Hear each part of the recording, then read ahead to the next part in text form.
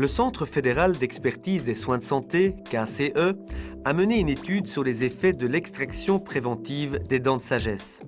Il s'agit d'une intervention qui peut être opérée par des dentistes, mais aussi fréquemment par des stomatologues. Elle concerne le plus souvent les adolescents ou les jeunes adultes.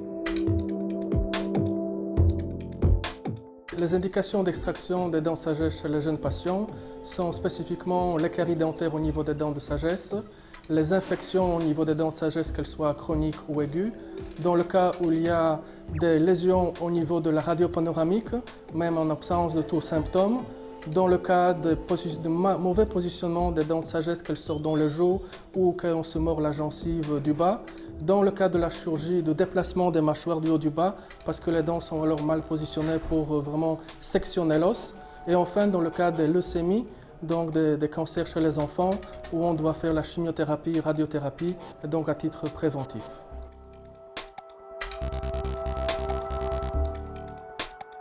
La fréquence à laquelle les dents de sagesse sont extraites en Belgique ne peut actuellement être estimée en raison du manque de données.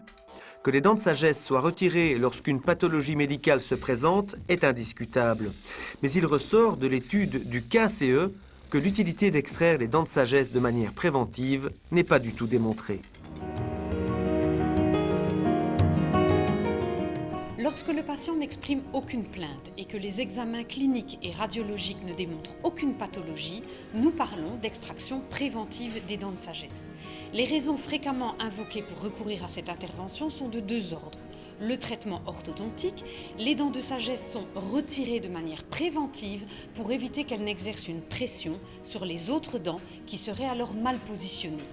La deuxième raison vise à éviter un problème futur sur ces dents, par exemple une carie dentaire. À un âge plus avancé, l'extraction serait alors rendue plus difficile.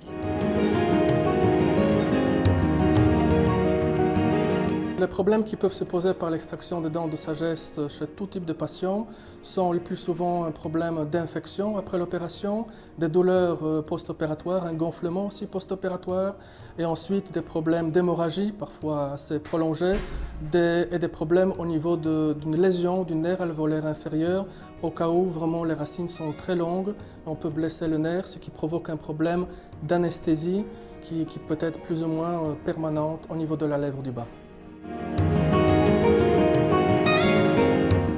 Lorsque l'extraction d'une dent de sagesse est nécessaire, le praticien décide parfois aussi de profiter de l'intervention pour extraire les autres dents de sagesse. Selon l'étude du KCE, il ressort que peu d'études scientifiques de bonne qualité se sont penchées sur les effets de cette extraction préventive des dents de sagesse. Il n'y a aucune preuve scientifique de l'utilité de l'extraction préventive des dents de sagesse pour le patient. Par ailleurs, chez un certain nombre de patients arrivés à l'âge adulte, aucun problème ne risque de survenir sur ces dents de sagesse lorsqu'elles n'auront pas été retirées de manière préventive. L'utilité de l'extraction préventive des dents de sagesse n'est donc pas démontrée selon le KCE. En vertu du principe « primum non nocere », cher aux médecins, en premier lieu ne pas nuire, il est préférable dans ce cas de ne pas intervenir.